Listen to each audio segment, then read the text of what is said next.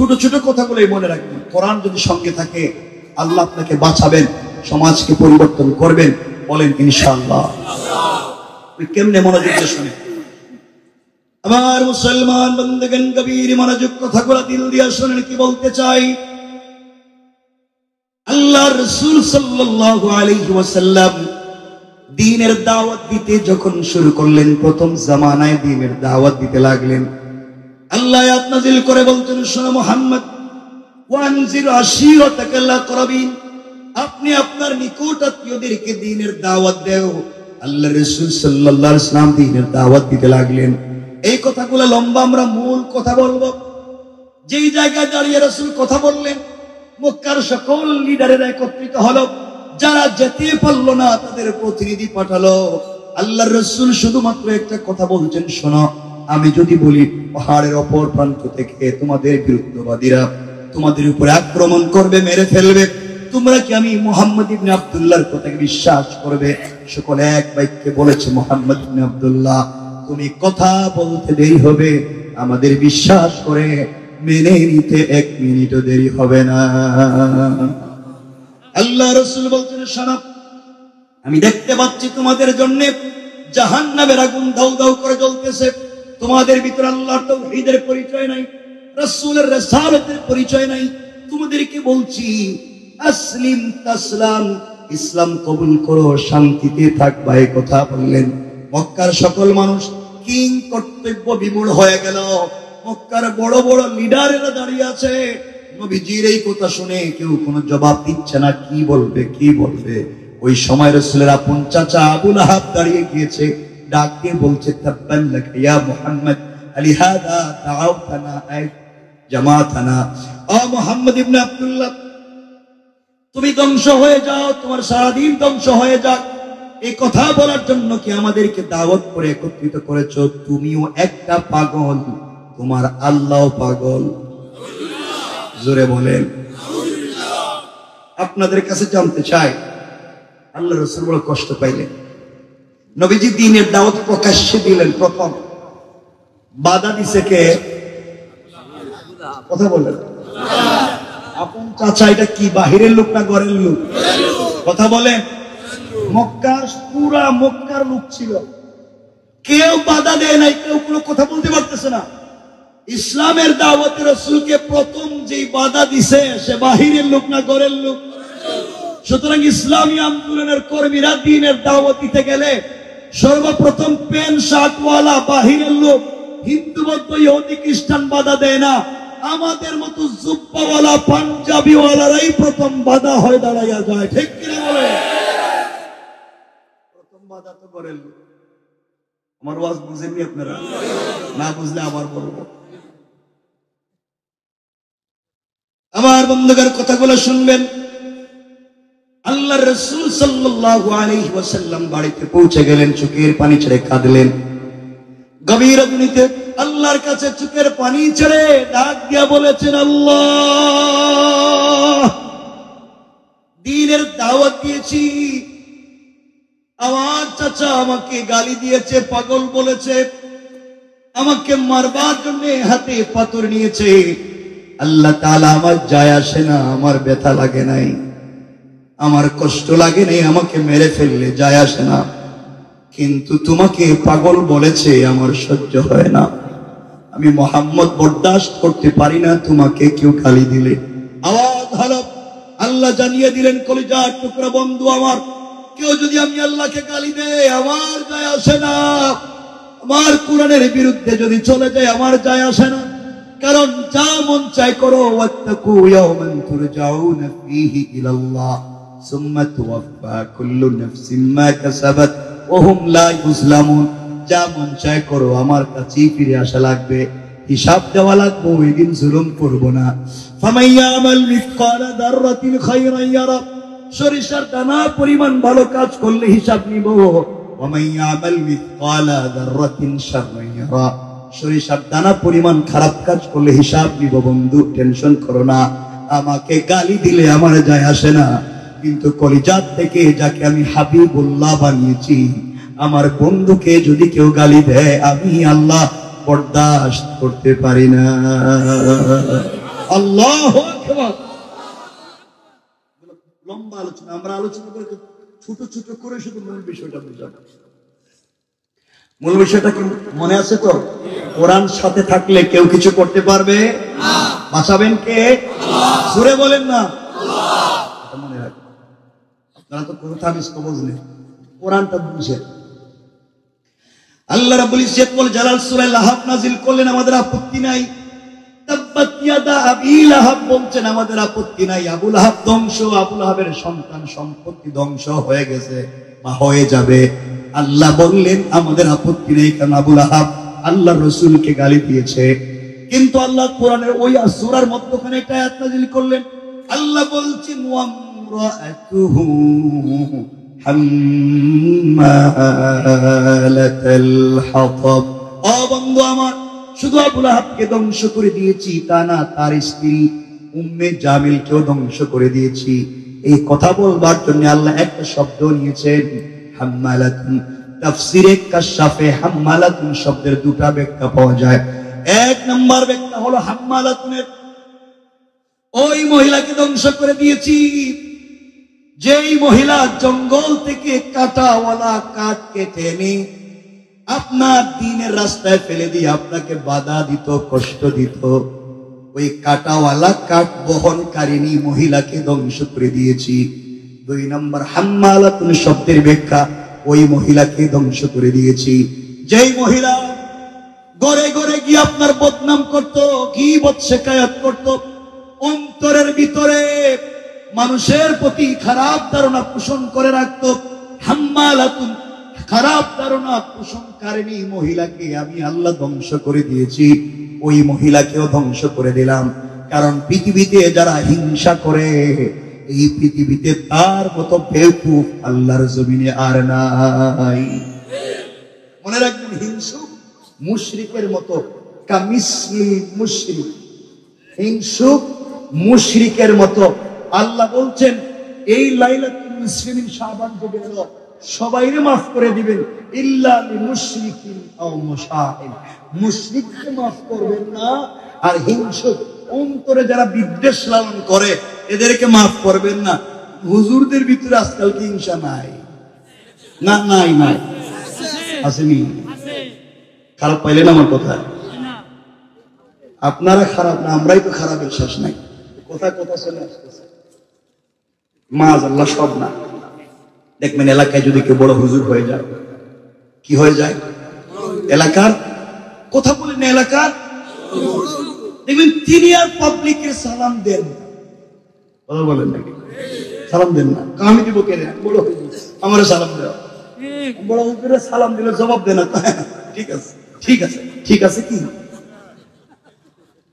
বড় হুজুরের সঙ্গে মুসাফা করতেছে, রাস্তাতে যাইতে হুজুর একটু মুসাফা, আর ঠান্ডা লাগতেছে, হাত দিচ্ছে না। কিন্তু মুসাফার সময় বড় হুজুরের হাতে একটু হাদিয়া, একটু কি বলেন, একটু কি হাদিয়া, বুঝেননি? একটু হাদিয়া। আমার ছেলে আমেরিকার থেকে একটু হাত দিয়ে দিয়েছিল আপনার, thank you, thank you, very good. আবার ইশারা দিও, কথা বলেন, তখন সব ঠিক হয়ে যায়। আগে কইছিলেন আপনি, এগুলো সব বাদ দিতে হবে। আল্লাহ রাসূলের চরিত্র কেমন ছিল? আল্লাহ বলছে লাকাদ কানা লাকুম ফি রাসূলিল্লাহি উসওয়াতুন হাসানাহ। আমার রাসূলকে কেউ পিছন দিক থেকে সালাম দিলে এইভাবে সালামের জবাব দিতেন না। হাদিসের ইবারত রাসূল সিনা সহ ফিরে যেতেন। সুবহানাল্লাহ। তো ডান দিকে রাসূলকে সালাম দিলে এইভাবে বসে সালামের জবাব দিতেন না, ডাইরেক্ট ডান দিকে ফিরে যেতেন, অর্থাৎ রাসূল নিজেই ফিরে যেতেন। আল্লাহু আকবার। কেমন হয়ে গেল আমার বন্ধুগণ? যে কথা বলতে চাইলাম, উম্মে জামিলের বিরুদ্ধে আয়াত নাযিল হলো। এখানে মূল পয়েন্ট যেটা বলতে চাই, দেখেন, উম্মে জামিল রাসূলের চাচী, রাসূলের কি? আবু লাহাবের স্ত্রী হলে রাসূলের কি হয়? আরেকটা পরিচয়, রাসূলের বিআইন। বিআইন কি বুঝেন? বিআইন বুঝেন?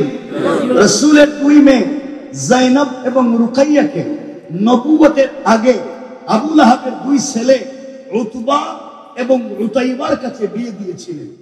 এই জন্য আবু লাহাব একদিকে রাসূলের চাচা, অপর দিকে বিআই।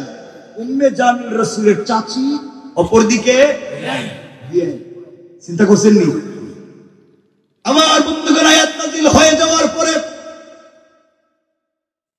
আবু লাহাব যখন জানিয়ে দিল, উম্মে জামিল তার দুইটা সন্তান ডাক দিয়ে বলছে, উতবা এবং উতাইবাকে শোনো, তোমাদের শ্বশুরের কাছে তোমার আর আমার বাবা, তোমার আর তোমার বাবার বিরুদ্ধে, তোমার বাবার বিরুদ্ধে আর তোমার মায়ের বিরুদ্ধে আয়াত নাযিল হইছে। সুতরাং এই মুহূর্তে তোমরা দুই ভাই যাও, তার মুখে থুতু নিক্ষেপ করে তার দুইটা মেয়েকে তালাক দিবা। নাউজুবিল্লাহ বলেন। বন্ধুগণ, সেটা বেইজ্জতির কথা, রাসূলকে তাই করল। আল্লাহর রাসূল সাল্লাল্লাহু আলাইহি ওয়াসাল্লামের মুখের সামনে গিয়ে দুইটা মেয়েকে তারা তালাক দিয়ে আসলো।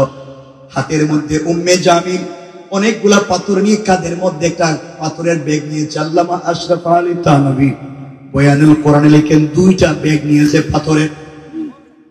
উম্মে জামিল আমার নবীকে মেরে ফেলবে, এই জন্য পাথর নিয়ে যায়। আল্লাহর রাসূল সাল্লাল্লাহু আলাইহি ওয়াসাল্লাম সিদ্দিকে আকবরকে সঙ্গে নিলেন, হাতিমে কাবায় শুয়ে পড়লেন। সিদ্দিকে আকবর বসা, আমার রাসূল সিদ্দিকে আকবরের রানের উপরে মাথা রেখে শুয়ে আছেন। আল্লাহর রাসূলের চেহারা মুবারকের দিকে সিদ্দিকে আকবর তাকায় আর মনে মনে চিন্তা করে, হারে এই মানুষটা আমার রানের উপরে শুয়ে আছে, পৃথিবীর সবথেকে দামি মানুষ। আয় আল্লাহ, 1000 বৎসর যদি এভাবে চলে যায়, আমি যদি রাসূলের পাকের পবিত্র চেহারা মুবারকের দিকে তাকাইয়া থাকি, আমার মন বলছে আমার পেটে কোনোদিন খিদে লাগবে না। সিদ্দিকে আকবর দেখেন, কিছুক্ষণ পর একজন মহিলা আসতেছে, হাতের মধ্যে পাথর নিয়ে রাসূলের পাককে হয়তো মেরে ফেলবে। ডাক দিয়ে বলছেন, ইয়া রাসূলুল্লাহি, ইয়া হাবিবাল্লাহ, একজন মহিলা নিশ্চয় আপনাকে মারবার জন্য আসতেছে, আপনি আমাকে বলেন, আমি দাঁড়িয়ে যাই, সে আপনার কাছে আসার আগে আমি তাকে হত্যা করি অথবা বের করে দিই। আল্লাহ রাসূল বললেন, না না, তাকে আসতে দাও। আল্লাহ আমাকে জানিয়ে দিয়েছেন, পুরো দুনিয়া যদি আমার বিরুদ্ধে চলে যায়, আমি যদি একাই মুসলিম হয়ে যাই, আমি যখন আল্লাহর কোরআন থেকে তেলাওয়াত করি, আল্লাহ তাআলা বলেছেন, আমি যখন কোরআন থেকে তেলাওয়াত করব, সকল জালিম থেকে হেফাজতের জিম্মাদার স্বয়ং আমার আল্লাহ। আল্লাহু আকবার বলে আস্তে আস্তে উম্মে জামিল রাসূলের কাছাকাছি চলে আসলো। সিদ্দিক আকবর বলছেন, ইয়া রাসূলুল্লাহ, যে মহিলা আপনাকে মারবার জন্য আসতেছে আপনার চাচী এবং বিয়ে, এর চাইতে লাঞ্ছনার অপমানের কিছু হতে পারে না, আপনি বলেন আমি প্রতিবাদ করি। আল্লাহ রাসূল বললেন, না। এই বলে কোরআন থেকে তেলাওয়াত করতে লাগলেন। আল্লাহ রাসূল তেলাওয়াত শুরু করে দিলেন। উম্মে জামিল রাসূলের পাকের সিনা মুবারকের সামনে দাঁড়িয়ে গেল। সিনা মুবারকের সামনে দাঁড়ায়া আবু বকরকে ডাক দিয়া বলছে, আবু বকর, তুমি বলো তো, এখানে একা একা বসে বসে কি করো? তোমার বন্ধু মুহাম্মদ ইবনে আব্দুল্লাহ কোথায়? পুরা মক্কা খুঁজতেছি, তারে পাই না, সে কোথায় গেল? তুমি এখানে বসা কেন? সিদ্দিকে আকবর বলেন, বলে কি? আমি দেখি আমার রানের উপরে রাসূল শুয়ে আছেন, দুইটা চোখ দিয়া দেখি, কান দিয়া তেলাওয়াত শুনি। উম্মে জামিল রাসূলের সিনার সামনে দাঁড়াইয়া দেখে না, নিশ্চয় আল্লাহ পাকের সবথেকে বড়, রাসূলের পাকের জন্য বড় মুআজিজা। আল্লাহু আকবার। তিনি বললেন, শোনো, তোমার ভাতিজা, তোমার বিয়াই, তুমি খুঁজে দেখো কোথায় আছে, আমি কি জানি? উম্মে জামিল খুঁজতে লাগলো, পুরা কাবা ঘর খুঁজে কোথাও না পেয়ে আবার রাসূলের পাকের সামনে দাঁড়ায়া বলছি, আবু বকর, খুঁজলাম, পাইলাম না, তারে জানাইয়া দিও আমি ওয়াদা করেছি, শপথ করেছি সৃষ্টিকর্তার নামে, কাবার ঘরের ভিতরে গিয়া আমি শপথ করেছি তাকে না মারা পর্যন্ত খাবার মুখে দিব না। সিদ্দিক আকবর মনে মনে বলে, তুই মারবি, রাসূলকে তো চৌকিও দেখিস না। কথা বলিস না, আবার কথা বলেন, দূরে বলে, ঠিক না? মারবি কেন? বাঁচাইছেন কে? কিসের মাধ্যমে? তাবিজ দিয়া। দিয়ে দিন 500 টাকা তাবিজ। তাবিজের তো অভাব নেই। হুজুরের কাছে গিয়ে, হুজুর, আমার তো বল্টুর মেয়ের সাথে প্রেম ছিল, কিন্তু ওর মা বাপ রাজি না, মেয়েটা রাজি, এমন একটা তাবিজ দেন, সব রাজি হয়ে যায়। লিখে দিতেছে তাবিজ, ওই একটা বালিশের ভিতরে, একটা কম্বলের ভিতরে, আর একটা আগুনের ভিতরে। আরেকটা কই দিব, যে লেখছে তার কপালে ঠাডা পড়ানো, ওটা লিখতে খুশি কেন দিয়ে দিছে লিখে কয় শুধু এখন তোর ওই মেয়ে পাগল হইব তা না, তার মা বাবা পাগল হয়েছে, হেরাও চলে। চিন্তা করছেন আল্লাহ রাসূল সাল্লাল্লাহু আলাইহি ওয়াসাল্লাম কোরআন থেকে তিলাওয়াত করলেন, উম্মে জামিল চলে গেল, সিদ্দিক আকবর উঠে গেলেন, আল্লাহ রাসূলকে জড়িয়ে ধরলেন, চোখের পানি ছেড়ে দিলেন। ইয়া রাসূলুল্লাহ, জানতে চাই উম্মে জামিল আপনার সামনে দাঁড়িয়ে আমাকে দেখে আপনাকে দেখে না, ব্যাপার কি? আপনি যদি একটু বলতেন কেন দেখলো না? আল্লাহর রাসূল মুস্কি হাসি দিয়ে বলছেন, সিদ্দিক আকবর শোনো, আল্লাহ আমাকে বলেছেন কোন অমুসলিম কোন কাফের যদি আমাকে মারবার জন্য আসে, আমি যদি মাজলুম হয়ে যাই, ওই সময়ের জন্য আমি কোরআন থেকে তেলাওয়াত করি। আল্লাহ বলেছেন হিজাবাম মাসতুরা, আকাশ থেকে একটা গোপন পর্দা পাঠাইয়া ওই কাফের আর আমার মধ্যখানে আমার আল্লাহ পার্টিশন সৃষ্টি করে দেয়। পড়েন সুবহানাল্লাহ, আল্লাহু আকবার। আমাদের টেনশন আছে নি? আমাদের সাথে কোরআন আছে না নাই? জোরে বলেন আছে না নাই? কষ্ট হচ্ছে আপনাদের? কষ্ট হইলে কইয়েন।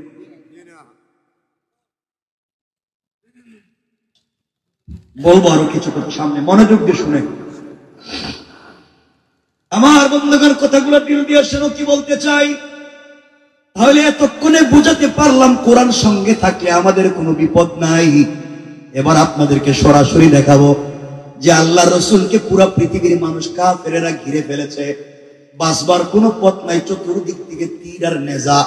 আল্লাহ রসুল তিলাওয়াত করলেন, আল্লাহ তাআলা তাকে বাঁচাইয়া দিয়েছে। আল্লাহ রসুল যেদিন হিজরত করে মক্কা থেকে মদিনায় যাবেন, আমরা ঘটনা বলবো না, আল্লাহ রসুল গভীর রজনীতে শুয়ে আছেন, জিবরিল আমিন হাজির হয়ে সালাম দিয়ে বলছেন, ইয়া রাসূলুল্লাহ, ইয়া হাবিবাল্লাহ, পয়গম্বরে আরবি, আপনি উঠে যান, আপনি রেডি হয়ে যান, আপনাকে ইয়াসরিবের দিকে, খেজুর বাগানের দিকে, মদিনার দিকে হিজরত করবার নির্দেশ দিয়েছেন স্বয়ং আল্লাহ তাআলা। আমার রাসূল উঠে গেলেন, 2 রাকাত সালাত পড়লেন। কতটা আবার মনে রাখবেন, আলোচনা শেষে এই কথাটা নিয়ে আসবো। আর আমার রাসূলকে জিবরিল আমিন জানিয়ে দিয়েছেন, ইয়া রাসূলুল্লাহ, আল্লাহ আপনাকে একটা তাসবিহ পড়তে বলছেন। জিবরাইল কি তাসবিহ পড়বো?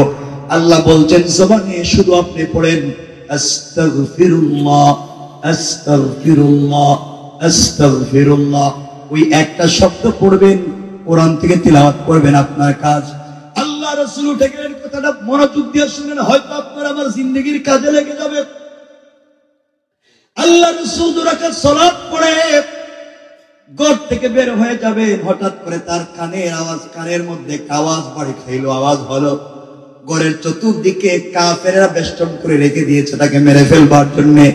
আল্লাহকে ডাক দিয়া বলছেন, আল্লাহ তাআলা, আমি খালি হাতে ঘর থেকে বের হব, আমার ঘরের চতুর্দিকে কাফেররা তীর নিয়ে, নেজা নিয়ে, বল্লম নিয়ে দাঁড়িয়ে আছে, দরজা খুললে মেরে ফেলবে, আপনি কি আমাকে মারাইয়া ফেলবার জন্য ঘর থেকে বের হতে বলছেন? আল্লাহ বলছেন, বন্ধু আমার, তোমার কাজ হলো হাসবি আল্লাহ, আল্লাহ আমার জন্য যথেষ্ট, আমার উপরে ভরসা করে কোরআন থেকে তিলাওয়াত করে আস্তাগফিরুল্লাহ শব্দের জিকির করে ঘর থেকে বের হয়ে যাওয়া, আর সকল কাফেরদের থেকে হেফাজতের জিম্মাদার স্বয়ং আমি আল্লাহ। আল্লাহু আকবার। আল্লাহ রাসূল ঘরের দরজার কাছে গেলেন, দরজা খুলে ফেলবেন, আবার ডাক দিয়া বলছেন, আল্লাহ তাআলা, নিশ্চয় আপনি আমাকে বাঁচাবেন, এতে সন্দেহ নাই, ওয়ালাকিন লিয়াতমাইন্না কলবি, কিন্তু অন্তরে যে প্রশান্তি পাই না। আল্লাহ, আত্মরক্ষা করবার জন্য যদি কোনো জিনিসের ব্যবস্থা করে দিতেন, তাহলে আমার উম্মতেরা ওখান থেকে শিক্ষা নিত, কখনো জালেমের সামনে খালি হাতে যাওয়ার প্রয়োজন নাই, কিছু না কিছু হলেও আত্মরক্ষা করার জন্য নিয়ে যাওয়া দরকার। আল্লাহ বলেন, বন্ধুরে, তাই যদি চিন্তা করো, পুরা দুনিয়ার কাফের তোমার দরজার সামনে দাঁড়িয়ে আছে, আর তুমি আত্মরক্ষা করবার জন্য কি নিবা? হাতের মধ্যে কিছু খঙ্কর নেও, হাতের মধ্যে কিছু বালি নেও, অথবা হাতের মধ্যে কিছু পাথর নেও, কোরআন থেকে তেলাওয়াত করে সূরা আল বাকারা শেষ 2টা আয়াত তেলাওয়াত করেন, ওখানে কিছু একটা ফু দেন, আর আস্তাগফিরুল্লাহ পড়েন। ওগুলা পড়ে পড়ে দরজা খুলে বের হয়ে যান, সামনের দিকে কঙ্করগুলা নিক্ষেপ করবেন, আর চতুর্দিকের কাফেরদের চুকে চুকে পৌঁছে দেওয়ার জিম্মাদার আমি আল্লাহ। আল্লাহ রাসূল বলছেন, আল্লাহ কি বললেন? আমি দরজা খুলে যদি কঙ্করগুলা সামনে মারি, ডাইনে বামে পিছনে কাফেররা তো চতুর্দিকে, আমি সামনে মারতে পারবো, একসাথে তো চতুর্দিকে দিতে পারবো না, অন্যদিকের কাফেররা তো আমাকে মেরে ফেলবে। আল্লাহ বলছেন, বন্ধুরে তোমার কাজ হলো শুধুমাত্র সামনের দিকে নিক্ষেপ করা, আর চতুর্দিকের কাফেরদের চুকে চুকে পৌঁছে দেওয়ার জিম্মাদার স্বয়ং আমি আল্লাহ। আল্লাহু আকবার, জোরে বলেন আল্লাহ কেমনে বাঁচায়। আল্লাহ রাসূল দরজা খুললেন, কঙ্কর গুলা সামনের দিকে শুধু মারলেন, এভাবে ছিটা দিলেন, তাকাইয়া দেখেন ডাইনে বামে পিছনে চতুর্দিকের কাফেররা চোখ রগড়াতে লাগলো, চোখ মুছতে লাগলো, সবার চোখে মুখে পড়ে গিয়েছে। আল্লাহ রাসূল মদিনায় পৌঁছে গেলেন। লম্বা ঘটনা, আর ঘটনার দিকে নিব না। মদিনায় পৌঁছে গেলেন, কেউ আল্লাহ রাসূলের পশম পরিমাণ ক্ষতি করতে পারলো না। একদিন আল্লাহ তাআলার কাছে সুযোগ বুঝে জিজ্ঞেস করলেন, বন্ধুরে, আল্লাহ জিজ্ঞেস করছেন, বন্ধু তুমি বলো না ওই দিন তুমি কেমনে আসলা? তোমার হাত তো খালি ছিল, চতুর্দিকের কাফেররা তোমাকে বেষ্টন করে দিল, শুধু সামনের দিকে নিক্ষেপ করলা, কেউ তোমাকে ধরতে পারলো না, কেমনে আসলা একটু বলো না। আল্লাহ রাসূল বলছেন, আল্লাহ তাআলা আমি কি জানি? আপনি আমাকে বলছেন আস্তাগফিরুল্লাহ পড়তে, আপনি আমাকে বলছেন কোরআন থেকে তিলাওয়াত করতে, বালের মধ্যে ফুঁক দিয়ে সামনের দিকে নিক্ষেপ করলাম, চতুর্দিকের কাফেরদের চুকে চুকে কেমনে গেল আমি জানি না। আমার আল্লাহ জবাব দিলেন, বন্ধু শোনো কেমনে গেল। ওয়ামা রামাইতা ইয রামাইতা ওয়ালাকিন্নাল্লাহ রামা। আল্লাহ বলছেন, বন্ধুরে তুমি যখন কঙ্কর গুলা নিক্ষেপ করতে গিয়েছ, ওইটা তোমার হাত থাকে নাই, আমি আল্লাহর কুদরতের হাত হয়ে গিয়েছে, আর আমি আল্লাহ তাআলা আমার হাত দিয়া তোমার সকল জালেমদের চুকে চুকে পৌঁছে দিয়েছি। পড়েন সুবহানাল্লাহ, আল্লাহু আকবার। বাঁচিয়ে দিয়েছেন কে? শুধু কোরআন। এই জন্যই আজকের আলোচনা লিতুখরিজান নাস মিনাজ যুলুমাতি ইলান নূর। এই কোরআনই পারে তোমাকে অন্ধকার থেকে আলোর পথ দেখাতে, আর আমরা সেই কোরআনকে ভুলে যাই, কোরআনকে মনে রাখতে পারি না, কোরআন থেকে আমরা অনেক দূর পর্যন্ত পৌঁছে গিয়েছি। আমরা পারবো তো এই কোরআনকে সঙ্গে রাখতে? বলে না ইনশাআল্লাহ, আরো জোরে বলেন না ইনশাআল্লাহ। খুব লম্বা চূড়া কথা নয়, খুব মনোযোগ দিয়ে শোনেন। আমরা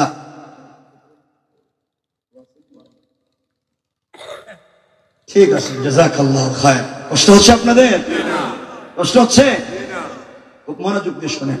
তাহলে এতক্ষণের আলোচনায় কি বুঝতে পারলাম? কোরআন আমাদেরকে বাঁচাতে পারবে কি পারবে না?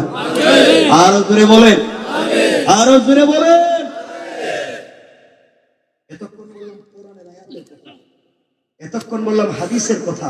এখন বাস্তব লাইফে আমাদের এই সাবকন্টিনেন্টে একটা ঘটনা ঘটেছে। আফগানিস্তানের খুস্ত প্রদেশের একটা যুদ্ধের কথা, সোভিয়েত ইউনিয়নের। আপনাদেরকে সেই ছোট্ট কথা 1-2 মিনিটে বলে দিই। আমার বন্ধুগণ, কথাগুলো দিল দিয়ে শোনেন। একটা ছোট্ট ছেলের নাম হাফেজ গুল মুহাম্মদ। হাফেজ গুল মুহাম্মদ কোরআনের হাফেজ। ওই ছেলেটা, কেউ বলেছেন কিতাবে লিখেছেন, কেউ বলেছেন ছেলেটার বাড়ি পাকিস্তানে ছিল। যখন সে জানতে পারলো আফগানিস্তানের বিভিন্ন জায়গায়, খুস্ত প্রদেশ এবং বিভিন্ন জায়গায় কাফের বেঈমানেরা মা বোনদের ইজ্জত নষ্ট করে দিচ্ছে, কোরআনকে জ্বালিয়ে ডাস্টবিনে ফেলে দিচ্ছে, আল্লাহর রাসূলকে গালি দিচ্ছে, আর সহ্য করতে পারে নাই। চিন্তা করেছে কিয়ামতের দিনে আল্লাহ যদি আমাকে জিজ্ঞাসা করেন, কিরে হাফেজ গুল, আমি আল্লাহ তোকে 30 পারা কোরআনের হাফেজ বানালাম, তোমার চোখের সামনে কি হলো? আমার কোরআনকে জ্বালিয়ে দিল। জবাব দিতে পারলে না। দেখেন না আল্লাহ কি বলছেন কোরআনে, তোমার আমার সঙ্গে কেমনে কথা বলছেন। আল্লাহ বলেন, ওয়ামা লাকুম লা তুকাতিলুনা ফি সাবিলিল্লাহ।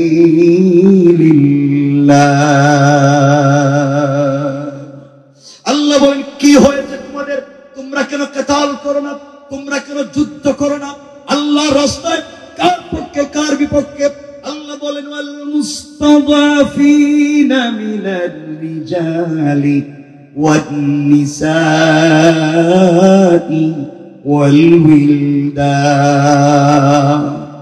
যেই দেশের বৃদ্ধ বৃদ্ধা, যেই দেশের নারী পুরুষ, যেই দেশের ছোট্ট ছোট্ট বাচ্চারা নির্যাতনের শিকার হয়ে কোরআনের কথা পর্যন্ত যেই দেশে বলা যায় না, যেই দেশে তাকবীরের ধ্বনি দেওয়া যায় না, যেই দেশে পর্দা করে মা বোনেরা চলতে পারে না, যেই দেশের যুবকেরা ইউনিভার্সিটিতে দাঁড়িয়ে রেখে গেলে জঙ্গি বলে দেয়, যেই দেশের যুবকেরা টাকনুর উপরে প্যান্ট পরলে জঙ্গি সন্ত্রাসী ট্যাগ লাগিয়ে দেয়, তারা ডাক আল্লাহকে বলছে আল্লাযীনা ইয়াকুলুনা রব্বানা আখরিজনা মিন হাদিহিল কারয়াতিজ যালিমি আহলুহা।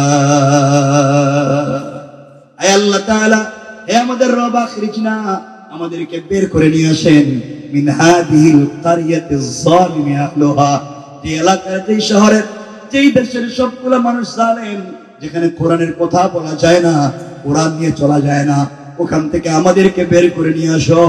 আর সহ্য হয় না, থাকতে পারি না। আয় আল্লাহ তাআলা, এরপরেও যদি রাখতে হয় তোমার কাছে দুইটা জিনিস চাইলাম, দুই জিনিস যদি আমাদেরকে দেয়া হয় তাহলে এই জালিমের রাষ্ট্রে মাজলুম হয়ে নয় আমরা বিজয়ী থাকতে পারবো। এক নাম্বার, ওয়াজআল লানা মিন লাদুনকা ওয়ালিয়া। আয় আল্লাহ তাআলা, আমাদের জন্য একজন লিডার পাঠাইয়া দাও, আমাদের জন্য একজন নেতা পাঠাইয়া দাও, আমাদের জন্য একজন রাহবার পাঠাইয়া দাও। ওই রাহবারের নেতৃত্বে আমরা জালেমের বিরুদ্ধে আন্দোলন করে তুলব, তোমার জমিনে তোমার দ্বীন কায়েম করব। আমাদের জন্য একজন লিডার পাঠাইয়া দাও। আয় আল্লাহ তাআলা, শুধু লিডার দিলে হবে না, কারণ রাসূল পাককেও তুমি উহুদ বদরের যুদ্ধের লিডার বানিয়েছিলা, এরপরও তুমি সাহায্য দিয়েছো। আল্লাহ, আমাদেরকে লিডার দিলে হবে না, সাহায্যের প্রয়োজন। পরের সপ্তাহে আল্লাহর কাছে তারা বলছে ওয়াজআল লানা মিন লাদুনকা নাসীরা। আয় আল্লাহ তাআলা, লিডার দিলে হবে না, আমাদের জন্য তুমি সাহায্য পাঠাইয়া দাও। আল্লাহু আকবার। কোরআন কিভাবে কথা বলতে আল্লাহ জবাব দিচ্ছেন পরের আয়াতে, অর্থাৎ বাম পৃষ্ঠার প্রথম আয়াতে আল্লাহ জবাব দিয়ে শুনছি তোমাদের কথা, এবার শোনো। আল্লাযীনা আমানু ইউকাতিলুনা ফি সাবিলিল্লাহ।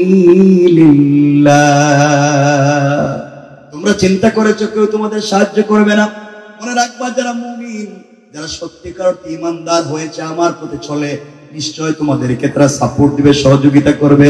আর যদি দেখো এর দাড়ি আছে, জুব্বা আছে, পাগড়ি আছে, পাঞ্জাবি আছে, এরপরও তোমাদের পক্ষে যুদ্ধ করে না, ওরা কারা? আল্লাহ বলেন ওয়াল্লাযীনা কাফারু ইউকাতিলুনা ফি সাবিলিত তাগুত। আর যদি দেখো তোমাদের পক্ষে আসে না, নামাজের কথা বলে, দাড়িও আছে, পাগড়িও আছে, জুব্বাও আছে, মনে করবে তারা মুসলমানদের পক্ষে নয়, তারা হলো এই জমিনে তাগুতের দালাল। কোন ঠিক কিনা? এবার মুসলমানরা বলছে আল্লাহ তোমরা যাবো কই? আল্লাহ জবাব দিচ্ছেন, শুনো, রাগ করে বলছেন আল্লাহ, ফাকাতিলু আউলিয়া শাইতান। ও মাজলুমেরা, তোমরা যুদ্ধ করো, প্রতিরোধ গড়ে তুলো আউলিয়া শায়তান, শয়তানের লিডারদের বিরুদ্ধে। আল্লাহ এখানে বলেন নাই ফাকাতিলু শয়তান, তোমরা যুদ্ধ করো হিন্দু, বৌদ্ধ, ইহুদি, খ্রিস্টান তাদের বিরুদ্ধে বলেন নাই, নাস্তিকের বিরুদ্ধে যুদ্ধ করে এটা বলেন নাই। আল্লাহ বলছেন তোমরা প্রতিরোধ করো আউলিয়া শায়তান, তাদের লিডারের বিরুদ্ধে। আল্লাহর কাছে মুসলমানরা বলছে আল্লাহ আমরা তো ছোট মানুষ, এদের বিরুদ্ধেই পারি না, লিডারের বিরুদ্ধে কেমনে পারবো? আল্লাহ সুস্থ করে পরের শব্দে বলতেন, শুনে রাখো, চিন্তা করো না, লিডারেরা যত ষড়যন্ত্র করুক, আল্লাহ বলছেন পরের শব্দে, ইন্না কাইদাশ শাইতানি কানা দাঈফা। কারণ কাফের বেঈমানেরা যত কুট কৌশল করুক না কেন, সবগুলো আমি আল্লাহর কাছে মশামাছি গড়ের চাইতে আরো বেশি দুর্বল। কোন সুবহানাল্লাহ। আমার বন্ধুগণ, যে কথা বলতে চাইলাম, লম্বা করতে চাই না, হাফিজ গোল মোহাম্মদ ডাক দিয়া বলতেছে, আল্লাহর কাছে চিৎকার করে বলছে, আল্লাহ তাআলা কি করব, আমি তো ছোট্ট একটা হাফিজ, আমি যেতে চাই। এই বলে সে অবৈধভাবে দেশের ভিতরে ঢুকে গেল। দেশের ভিতরে ঢুকে যাওয়ার পরে সে ডান বাম চিনে না, রাস্তাঘাট চিনে না, কাফেরদের হাতে ধরা পড়ে গিয়েছে। ধরা পড়ে যাওয়ার পরে বুঝতে পেরেছে, গভীর রজনীতে হাত উঠে সারেন্ডার হয়ে গিয়েছে। তারা বলছে, সারেন্ডার হও, কে তুমি? হাফিজ গোল সারেন্ডার হয়ে গিয়েছে, ধরা পড়ে গেল। তারা ক্যাম্পের ভিতরে নিয়ে গেল, ডাক দিয়ে বলছে, কে তুমি, পরিচয় কি? আমি একজন মুসলমান, আমার বুকে রয়েছে আমার আল্লাহর 30 পারা কোরআন।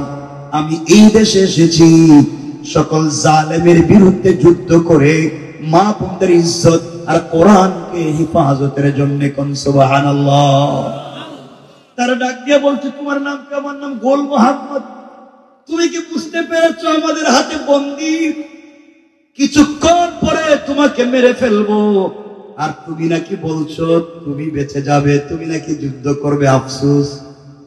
সবাই বসা, এমন সময় তাদের বড় বড় লিডারেরা, ক্যাপ্টেন জেনারেল বসা, ডাক দিয়া বলছে, গোল রে, তোর কাছে জানতে চাই, আমাদের অত্যাধুনিক মারণাস্ত্র আছে, এতদিন থেকে যুদ্ধ করি, তোদের বিরুদ্ধে জয়লাভ করতে পারি না, তোদের তো অস্ত্র নাই, ট্রেনিং নাই, তোমরা কেমনে মোকাবেলা করে, আমরা তো তোমাদের সঙ্গে পারি না।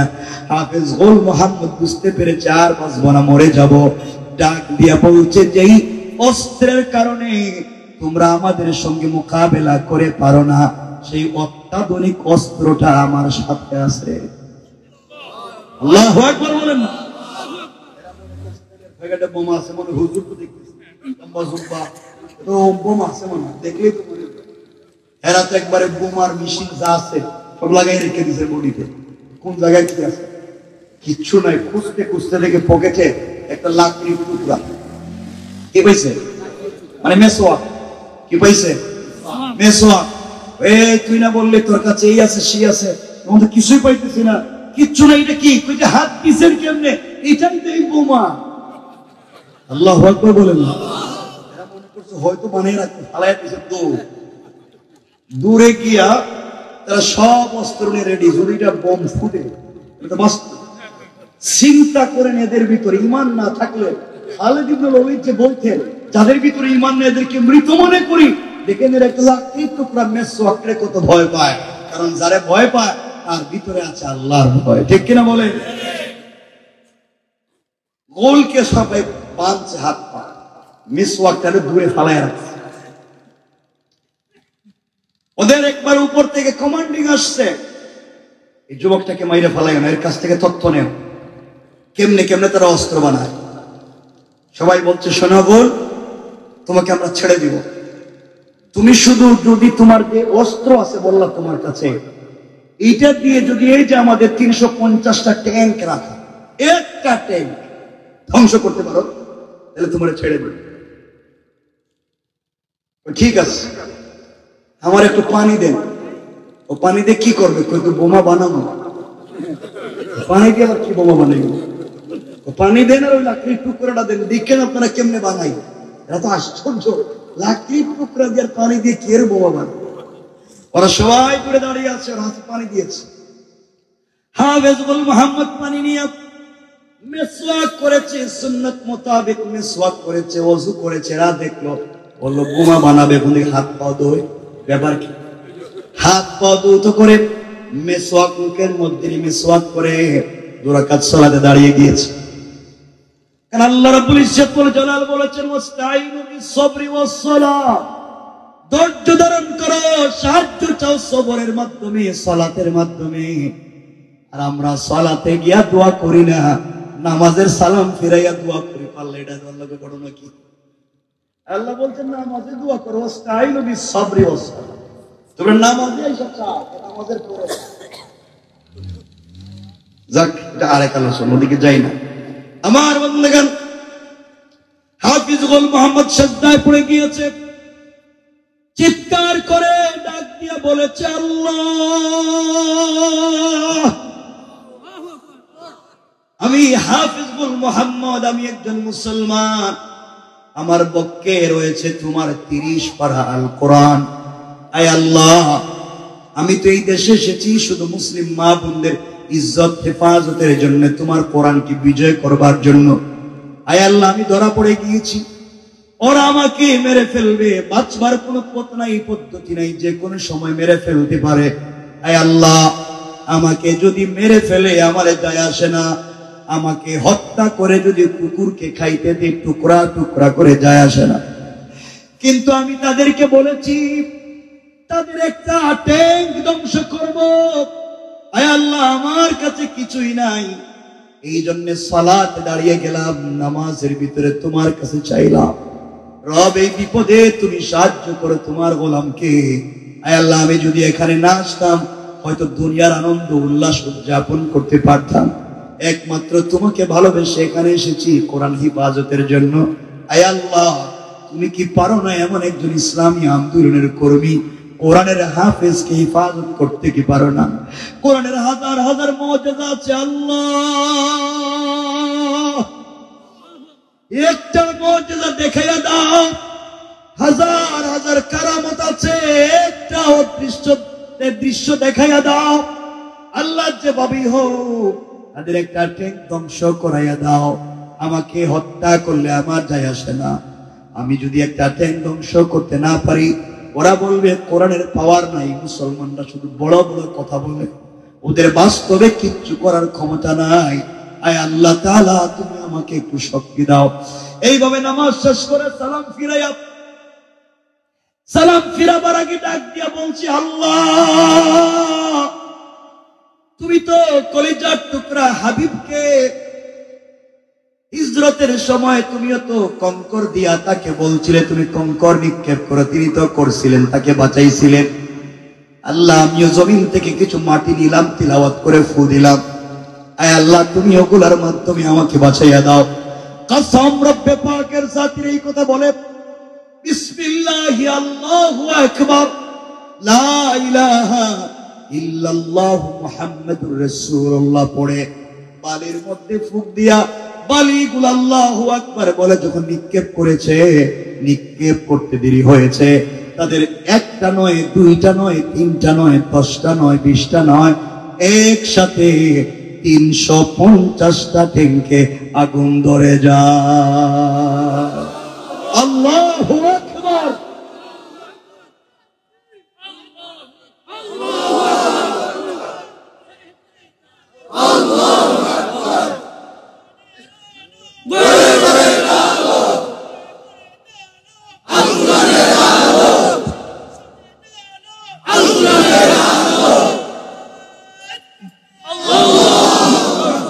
আমার বন্ধুগণ, কথা অনেক লম্বা, অনেক লম্বা।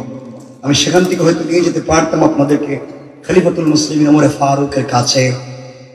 ইসলাম সংসদে পৌঁছে গেলে কোরআন দিয়ে কেমনে সংসদকে পরিবর্তন করা যায়। আমার সময় শেষ, 9:20। আপনারা উঠবেন না, আমরা যতক্ষণ কথা বলেছি আপনার পুরো আলোচনায় বুঝতে চাইছি, আমাদেরকে হেফাজত করতে পারবেন কে? যদি সাথে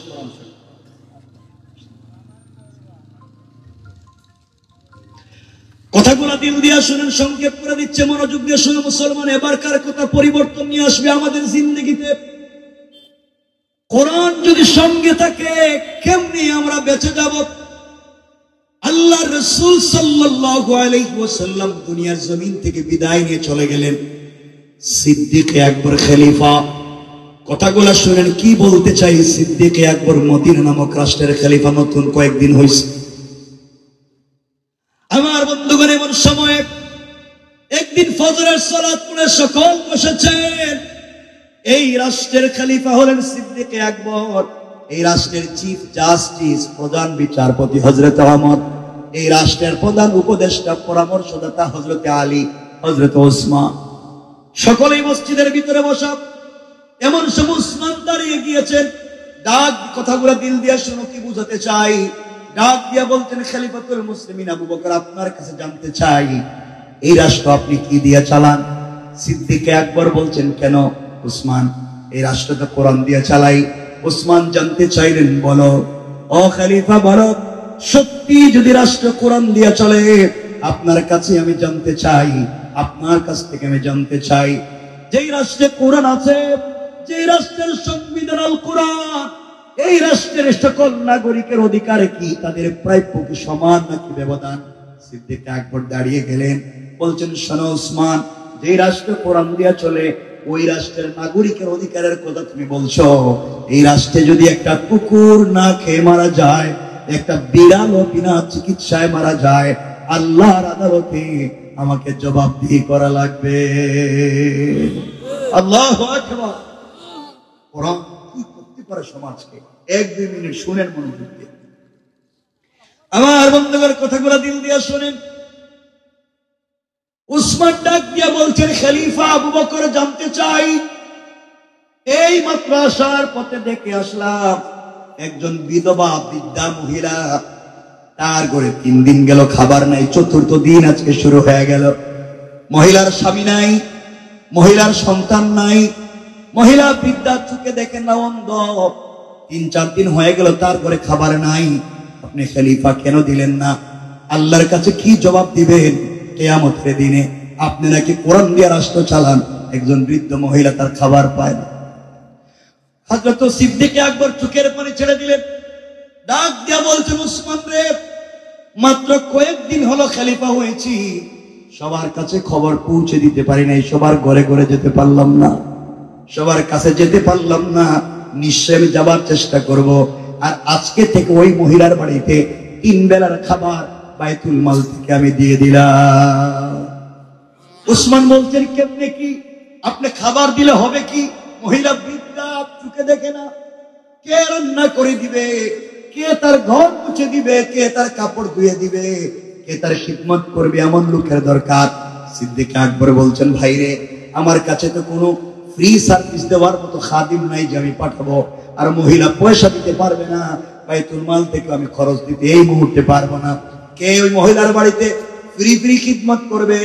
মহিলার বাড়িতে রান্না করে দিবে, ঘর মুছে দিবে, বাথরুম পরিষ্কার করে দিবে, মহিলাকে নিজের হাতে খাইয়ে দিবে। সকল মসজিদের ভিতরে, মদিনার মসজিদের ভিতরে 3 পথ নিরবতা কেউ দাঁড়ায় না। সিদ্দিক আকবর বলছেন, এমন কি কেউ দয়ালু কেউ আছো, ওই মহিলার বাড়িতে তুমি ফ্রি খাবার পৌঁছে দিবা, মহিলার বাড়িতে রান্না করে দিবে, এমন কি কেউ আছো? কেউ দাঁড়ায় না। এমন সময়ে, এমন অবস্থায় একজন লোক দাঁড়িয়ে গিয়েছেন, হযরত ওমর ফারুক রাদিয়াল্লাহু তাআলা আনহু। ওমর ফারুক দাঁড়িয়ে গেলেন, ডাক দিয়ে বলছেন, খলিফাতুল মুসলিমিন আমিরুল মুমিনিন সিদ্দিক আকবর, আপনার কাছে আমি জানতে চাই, আপনার কাছে আমি বলতে চাই। মাশাআল্লাহ।